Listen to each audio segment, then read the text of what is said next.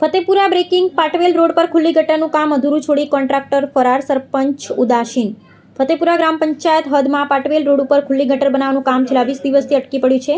Contractor કામ અધૂરું મૂકીને સ્થળ પરથી ભાગી ગયો છે, જેના કારણે રોડ પર ખાડા અને ખુલ્લી ગટર રહી ગઈ છે. આ સ્થિતિ સ્થાનિક રહેવાસીઓને ભારે હાલાકી પડી રહી છે. રસ્તા પર ધૂળ, કાદવ અને અકસ્માતનો ભય સતત રહે છે. સ્થાનિકોએ આ મુદ્દે ફતેપુરા સરપંચને ફોન કરી રજૂઆત કરી હતી, પરંતુ સરપંચે મારામાં આ બધું નથી આવતું કહી ફોન કાપી નાખ્યો હોવાનો આક્ષેપ સ્થાનિકો કરી રહ્યા છે. સ્થળ પર જઈ તપાસ કરવા માટે પણ સરપંચ આવવા તૈયાર ન હોવાની ફરિયાદ રહેવાસીઓએ કરી છે.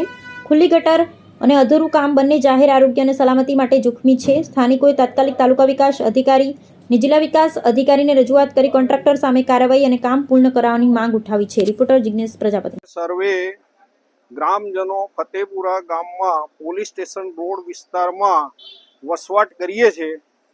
છેલ્લા 20 દિવસથી ગટરનું કામ ચાલુ કરેલ છે અને ખાડા 5 ફૂટ ઊંડા કરેલા છે, તો આજ દિન સુધી એ પૂર્ણ થયેલ નથી.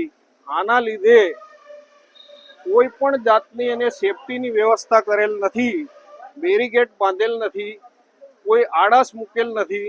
કોઈ પણ જાતનું સલામતીને ધ્યાનમાં રાખ્યા વગર એ ખાડા અકસ્માતની રાહ જોઈ રહ્યા છે. અને બીજું કે આ કામ ક્યારે પૂર્ણ થશે એ કોઈ સમય મર્યાદા નથી. અને ત્યાં વિસ્તારમાં રહેતા માણસોને અવર જવરની તકલીફ પડે છે, તેમજ નાના મોટા વેહિકલ પાર્ક કરવાની રાતના સમયે જરૂરિયાત પડે છે, એ પણ ખૂબ જ તકલીફ પડે છે. તો આ કામ અમે સર્વે પોલીસ સ્ટેશન રોડ વિસ્તારના રહીશો જેમ બને તેમ વહેલી તકે પૂર્ણ કરી દેવાય એવી આશા સેવી રહ્યા છે. રમેશભાઈ કુકાભાઈ પ્રજાપતિ. હવે ગટરની કામગીરી ચાલુ કરીને 1 મહિનો થઈ ગયો છે. 1 મહિનામાં આ ગોકળ ગતિએ બિલકુલ કામ ચાલી રહ્યું છે. કોઈ સેફટી નથી, કશું જ નથી. સળિયા પણ એમ ખુલ્લા મૂકેલા છે. અમારે અવર જવરમાં તકલીફ પડે છે. અમે ધંધાવાળા માણસ છીએ, અમારે ત્યાં કોઈ કસ્ટમર આવતું પણ નથી. 1 મહિનાથી અમે બિલકુલ ધંધા વગર બેઠેલા છીએ. સરપંચને ફોન કર્યો, સરપંચ ફોન ઉપાડતા નથી.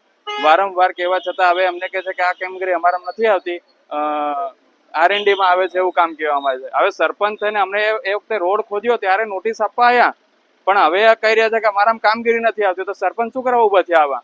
હવે આને આ કામગીરી કોણ કરશે? અને આ બિલકુલ ગોકળ ગતિએ ચાલે છે. ગમે તે નુકસાન થશે, કોઈક માણસ અંદર પડી જશે, મરી જશે, એની જવાબદારી કોની? મારી એક જ વિનંતી છે કે વહેલી તકે આ કામગીરી પૂર્ણ કરવામાં આવે